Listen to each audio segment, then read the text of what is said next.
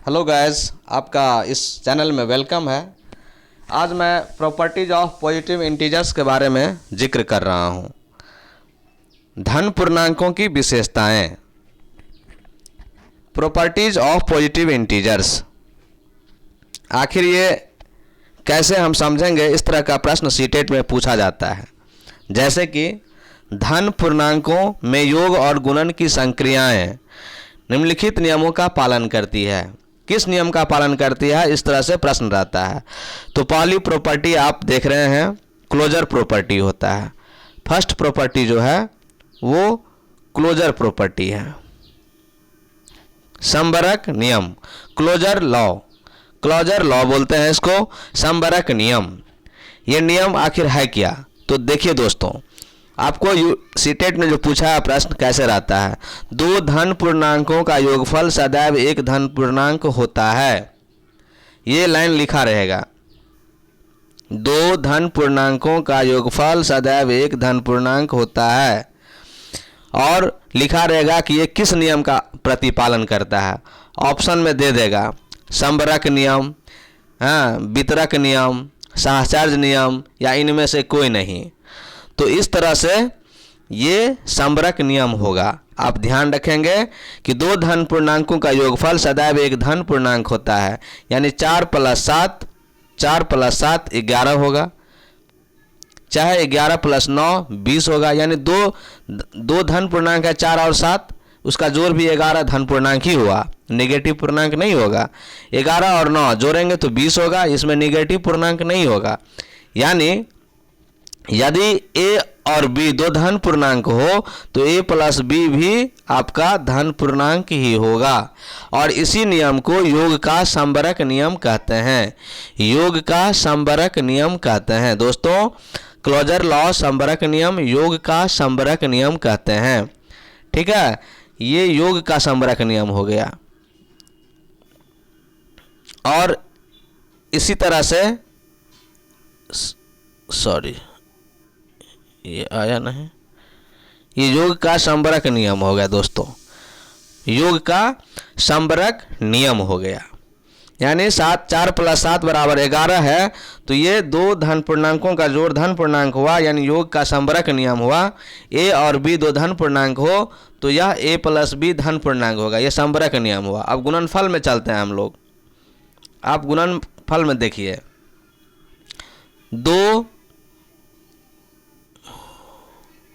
दो धन पूर्णांकों, दो धन पूर्ण संख्याओं का योग गुणनफल भी धन पूर्ण संख्या होती है।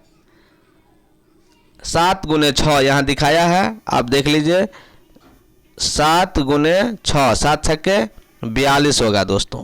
9 × 3 9 × 27 होगा। 10 × कुछ भी दो अंकों का कोई संख्या का आप लिखिए गुणनफल, जो गुणनफल प्राप्त होगा वह भी धन पूर्णांक होगा। यानी कि योग का और गुणा का संबरक नियम हो गया। ये क्या हो गया? इसको संबरक नियम कहेंगे। एक योग का संबरक नियम हो गया दोस्तों, ये योग का संबरक नियम हो गया।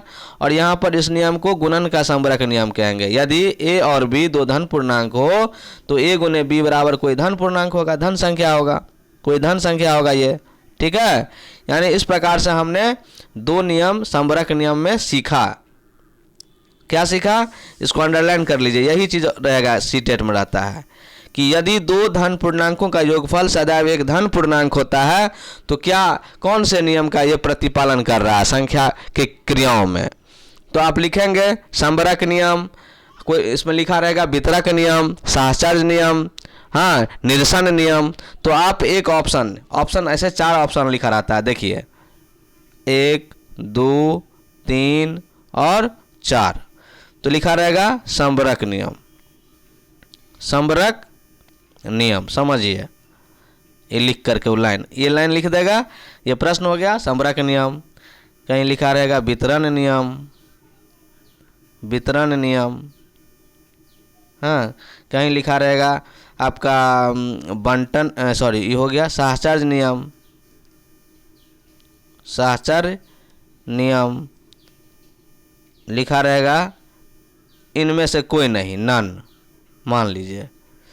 तो आप जो आंसर आपका जो होगा दोस्त, वो आपका होगा संबरक नियम, इसमें टिक लगाएंगे या इसी ऑनलाइन एग्ज़ाम होगा तो इसी में गोल गोल ऐसा होगा, उसमें कंप्यूटर से ऐसे करेंगे तो अपने आप क्लिक हो जाएगा, रंग कलर हो जाएगा। तो इस प्रकार से ये प्रॉब्लम आपका पूछा जाता है सी टेट में दोस्तों। सी टेट में ये प्रॉब्लम इस तरह से ही आपका पूछा जाता है, इसलिए इस पर ध्यान रखेंगे। चलिए नेक्स्ट प्रॉब्लम चलते हैं। गुणनफल भी पूछ सकता है इस तरह से कि यदि दो धन संख्याओं का गुणनफल भी धन संख्या हो तो ये कौन सा नियम है? तो ये संबरक नियम है। कौन सा नियम है दोस्त? संबरक नियम है। लेकिन ये लिखा रहेगा योग का संबरक नियम, हो सकता है ऑप्शन में ऐसा दे दे, योग का संबरक नियम, योग का संबरक नियम। सोचिए ये आसान हो जाएगा, संबरक नियम। दूसरा लिखेगा गुना का संबरक नियम, गुना का संबरक नियम। तीसरा में दे देगा भाग का संबरक नियम, भाग का संबरक नियम। और चौथा में लिख देगा नन, मान लीजिए। तो आप तो अभी गुना का देखें यहाँ पर a गुने b यानी 7 छक्के 42 गुना हो रहा है, तो आप गुना के संबरक नियम में टिक लगाएंगे, आंसर आपका 2 हो जाएगा दोस्तों। ऑप्शन आपका ये 2 हो जाएगा आंसर संबरक नियम में।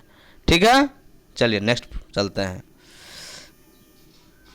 यानी कि इस तरह से आपने सीखा कि इस नियम को गुणन का संबरक नियम कहते हैं, चूंकि गुना वाली बात है और यहाँ जोड़ वाली बात थी, ये जोड़ वाला बात था, तो इस नियम को योग का संबरक नियम कहते हैं।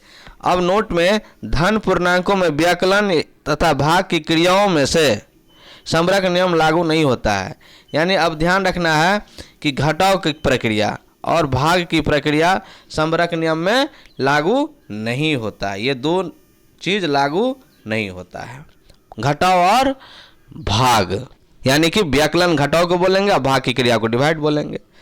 चलिए नेक्स्ट, मेरे ख्याल से अब समझ में इतना आ गया होगा अच्छा से।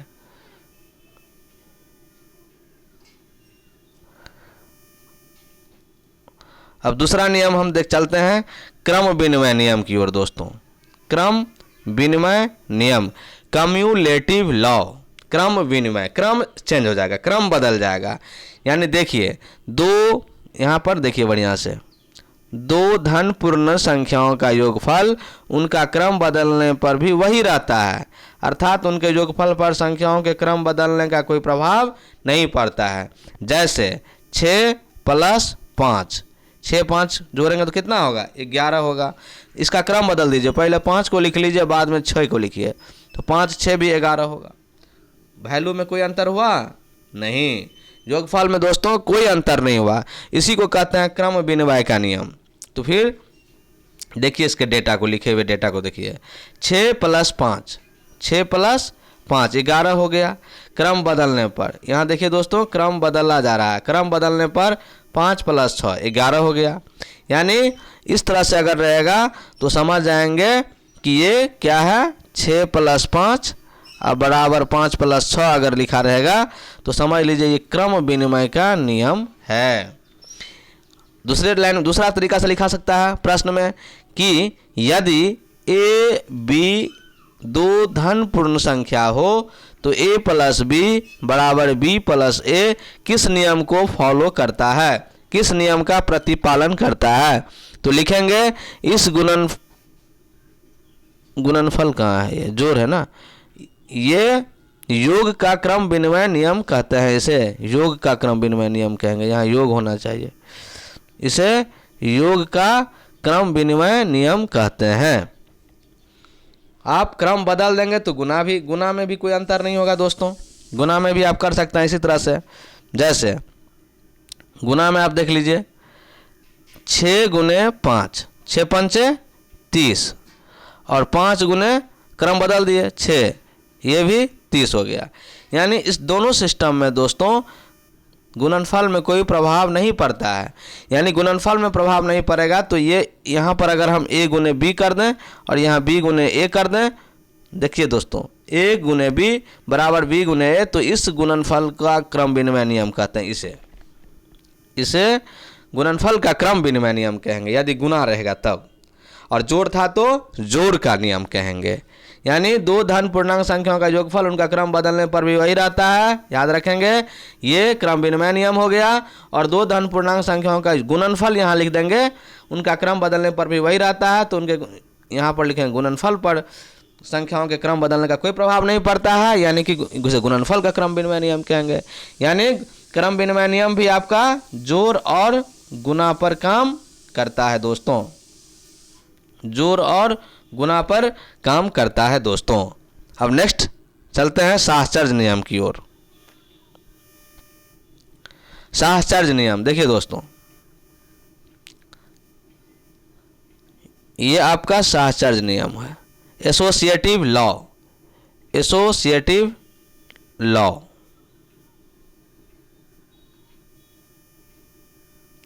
साहचर्य नियम धनपूर्ण संख्याओं के, इसका लॉ कहता है कि धन पूर्णांक संख्याओं के विभिन्न युग्म बनाकर योग करने पर योगफल में कोई अंतर नहीं आता, अर्थात उनके विभिन्न युग्मों का उनके योगफल पर कोई प्रभाव नहीं पड़ता।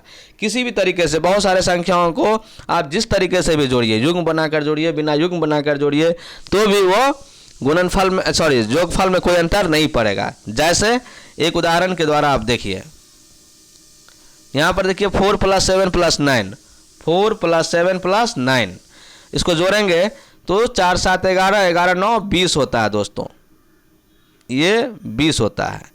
लेकिन फिर इस 4 और 7 को हम क्या किए, एक ब्रैकेट में बंद कर दिए, +9, यानी पहले इसका काम कर लिए, 4 7 11 फिर 9 तो 20 हुआ गया।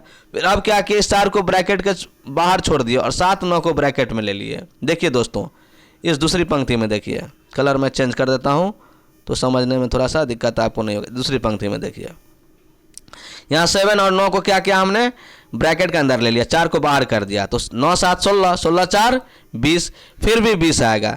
यानी किसी भी तरीके से हम जोड़ेंगे 3 संख्याओं को या 4 संख्याओं के समूह को, तो हर हालत में वो संख्या जुड़ करके एक ही संख्या बताएगा, यानी जुड़ने के बाद एक संख्या आएगा, पॉजिटिव संख्या जो भी आना हो। तो इस प्रकार से हम अंतिम परिणाम समान है, इसलिए स्पष्ट है, इतना इक्वल टू इतना, दिस इक्वल टू दिस, ये सब बराबर है। इसलिए हम इस नियम को साहचर्य नियम कहते हैं, इसी नियम को योग का साहचर्य नियम कहते हैं। तो शायद मेरे ख्याल से दोस्तों आप सभी को समझ में आ गया होगा। और अंक के बाद प्रश्न में ऐसा भी हो सकता है, क्वेश्चन में इस तरह से दे दे, यदि a, b और c कोई 3 धन पूर्णांक संख्या हो तो a + b + c equal to a + b + c। तो आप दिमाग में बैठा लीजिए कि ये साहचर्य नियम है। जैसे ही ब्रैकेट देख लेंगे तो साहचर्य नियम आ जाएगा, और इसमें किसी भी प्रकार से जोड़ने पर, किसी भी संख्या को जोड़ने पर जो है, सेम संख्याओं को जोड़ने पर 10 संख्या भी रहेगा, लेकिन अलग अलग तरीके से भी जोड़ेंगे तो योगफल क्या होगा, सेम होगा दोस्तों। तो इस प्रकार से यह साहचर्य नियम भी हम समझ गए। सीटेट में इस तरह का भी प्रॉब्लम पूछा जा सकता है, कई बार पूछा गया है। नेक्स्ट चलते हैं दोस्तों, साहचर्य नियम में कुछ और देखते हैं, गुना वाला। ये तो जोड़ वाला देख लिया हम लोग, अब गुना वाला साहचर्य नियम देखते हैं। गुना वाला साहचर्य नियम किसे कहेंगे, तो देखिए दोस्तों, यहाँ 4 × 5 × 7, 4 5 20 7 140 होगा। फिर इसी को 4 5 को क्या किया है, ब्रैकेट के अंदर में ले लिया है, फिर गुना 7 कर दिया। फिर भी गुना भी किसी तरीके से करेंगे दोस्तों तो इसका गुणनफल सेम आएगा। आप किसी भी तरीके से गुणनफल निकाल लीजिए, गुणनफल भी आपका सेम आ रहा है। जब गुणनफल भी आपका सेम आ रहा है दोस्तों, तो निश्चित तौर पर ये गुणनफल का भी साहचर्य नियम सही बताएगा। अंतिम परिणाम यहाँ भी समान होगा, इसलिए स्पष्ट है कि 4 × 5 × 7 इक्वल टू 4 × 5 × 7, यानी कि यहाँ पर ब्रैकेट 4 × 5 लिया है, पहले इसका काम करेंगे, यहाँ पर 5 × 7 का काम करेंगे, फिर भी जो मल्टीप्लाई करेंगे तो अंतिम परिणाम 140 ही आएगा दोस्तों दोनों में। तो इसलिए यह गुणन का साहचर्य नियम हो गया, गुणन का साहचर्य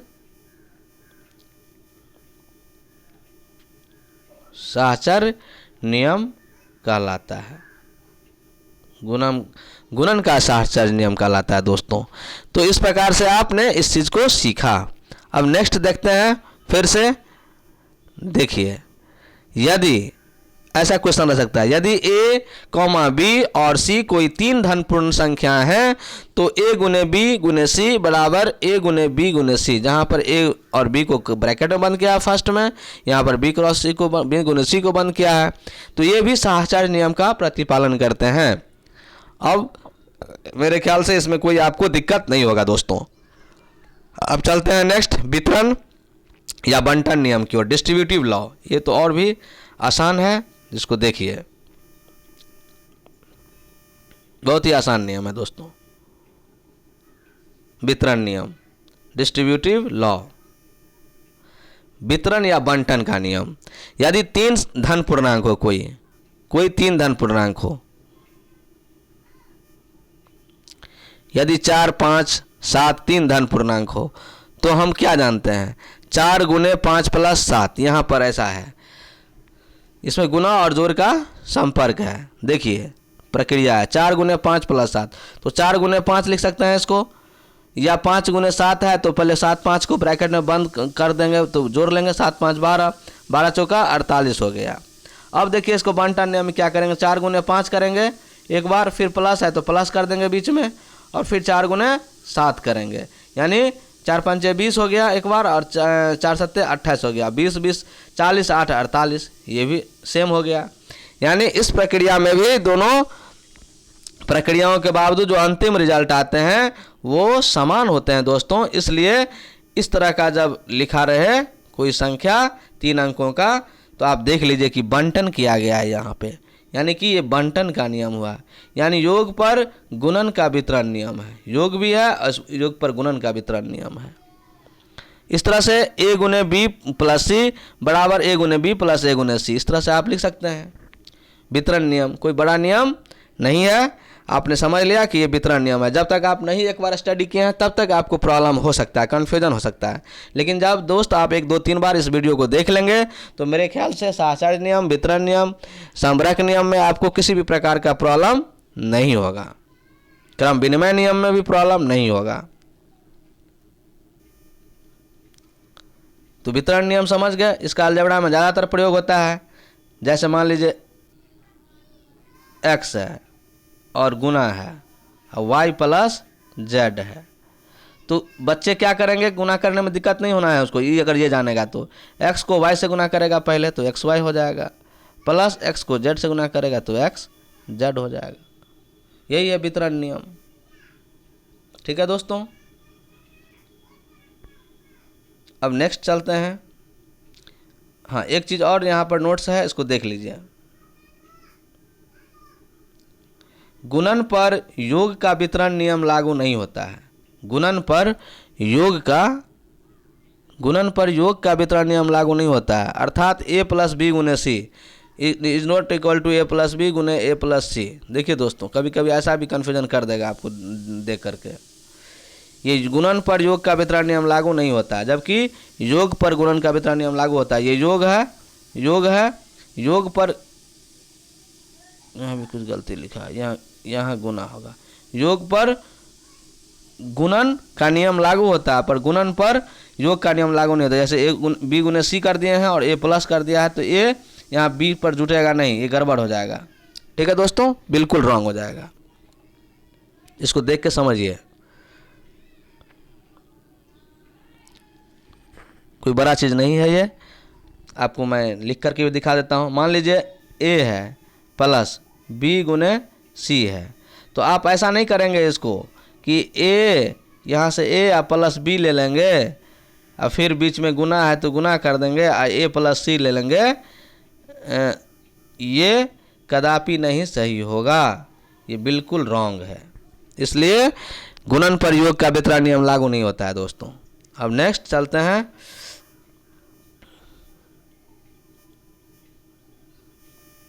वितरण नियम तो आपने देख लिया, अब चलते हैं निरसन नियम। एक दोस्त निरसन नियम करके है, जिसको कैंसिलेशन नियम करते हैं। हिंदी में थोड़ा कठिन नाम है निरसन, लेकिन उसका इंग्लिश नाम जो है बहुत आसान है, cancellation method, cancellation law. Cancellation का मतलब ही हो गया कैंसिल करना है। तो देखिए दोस्त, यदि 3 a b और c कोई 3 धन पूर्णांक हो या 3 पूर्णांक संख्या हो, तो a प्लस बी, यदि सोचिए a प्लस बी बराबर b प्लस सी हो तो कैंसिलेशन नियम से दोनों तरफ अगर इक्वल टू है, इक्वेशन के जैसा है, समीकरण के जैसा हो रहा है दोस्तों, ये बराबर है दोनों तरफ, तो यानी बी भी क्या है दोनों तरफ, बी भी दोनों तरफ है, तो उसे कैंसिल कर दीजिए तो क्या बचेगा, implies that A equal to C बचता है, यानी ए और सी बराबर है आपस में। तो इस तरह से जब लिखा हुआ रहेगा तो कैंसिल हो गया ये दोनों चीज़, तब नहीं ए बराबर सी हुआ। तो आप इसको कहिए कैंसिलेशन लॉ, निरसन नियम कहिए। क्या कहिएगा, निरसन नियम कहेंगे। दूसरा एग्जाम्पल देख लीजिए, दूसरी एग्जाम्पल देख लीजिए दूसरी कलर में। चलिए अब देखिए ए गुने सी बी गुने सी लिखा हुआ है, ए गुने सी बराबर बी गुने सी। यहाँ पर दोस्त दोनों में सी सी है और इक्वल टू है, गुना है, तो सी सी क्या हो गया, कैंसिल हो गया। सी सी को कैंसिल कर देंगे तो क्या बचेगा, ए बराबर बी बचा। तो इसलिए इस नियम को कैंसिलेशन मेथड द्वारा कहेंगे। अगर ऐसा लिखा रहे कि यदि ए गुने सी बराबर बी गुने सी हो तो ए बराबर बी हो जाता है, तो यह किस नियम के अधीन आएगा, तो निरसन नियम, कैंसिलेशन लॉ के अंतर्गत आता है दोस्तों। शायद आप समझ गए होंगे। अब नेक्स्ट चलते हैं। समीकरण में यह प्रयोग किया जाता है जब छठे सातवां का बच्चा समीकरण बनाता है तो दोनों तरफ सेम सेम रहने वाले संख्याओं को या 2x y को कुछ भी रहता है अचर या चर, तो उसको काट देता है, कैंसिल कर देता है, खत्म कर देता है। अब गुणात्मक नियम के बारे में देख लीजिए दोस्तों। गुणात्मक तत्सम, मल्टीप्लिकेटिव आइडेंटिटी, मल्टीप्लिकेटिव आइडेंटिटी, बढ़िया से देखिए दोस्तों, मल्टीप्लिकेटिव आइडेंटिटी ये एक आइडेंटिटी है। गुणात्मक, गुणनात्मक तत्समक, धन पूर्णांक एक, इसको नियम को एक बार रीड कीजिए दोस्तों तब ज़्यादा समझ में आएगा। धन पूर्णांक एक ऐसा धन पूर्णांक है जिससे किसी भी धन पूर्णांक को गुना करने पर परिणाम वही धन पूर्णांक रहता है। हम लोग जानते हैं कि एक को किसी भी संख्याओं से गुना करेंगे तो वही संख्या प्राप्त होता है जो एक का किसी भी संख्या से गुना करने पर वही संख्या प्राप्त होता है जो एक का किसी भी संख्या से गुना करने पर वही संख्या प्राप्त होता है जो संख्या होता है दोस्तों। तो इस प्रकार से आप 1 गुने 3 बराबर 3, 1 गुने 14 बराबर 14 और 1 गुने 543 बराबर 543 और 1 गुने दोस्त कई लाख, 1 लाख भी हो जाएगा यहाँ पर, तो ये 1 लाख ही होगा दोस्तों, क्योंकि एक सब में अंडरस्टूड है, छिपा हुआ है, लुप्त है। तो इस प्रकार से आप इस चीज़ को देखें। चलिए नेक्स्ट देखते हैं। इस प्रकार से ए कोई आर्बिट्री धन पूर्णांक हो, स्वेच्छ धन पूर्णांक हो, तो 1 गुने ए बराबर ए होगा। तो इस प्रकार से धन पूर्णांक 1 को गुणनात्मक तत्समक कहते हैं, गुणनात्मक तत्समक कहते हैं। यानी इस तरह से लिखा रहे तो 1 को क्या कहेंगे, गुणनात्मक तत्समक कहेंगे। यानी गुणनात्मक तत्समक का नियम इसमें फॉलो कर रहा है दोस्तों। इस प्रकार से हमने पूरे नियम को देखा और इतना ही नियम लगभग रहता है दोस्तों। यदि वीडियो आपको पसंद आए तो ज़रूर लाइक कीजिए, कमेंट कीजिए, शेयर कीजिए, अपने दोस्तों के साथ भी शेयर कीजिए जिससे आपके दोस्त भी लाभान्वित हो पाएँ और हमारी वीडियो ज़्यादा से ज़्यादा लोग देखें, ज़्यादा से ज़्यादा दोस्त देखें, वो सीखें और सीटेट क्वालिफाइड करें। Best of luck your life दोस्तों। Thank you.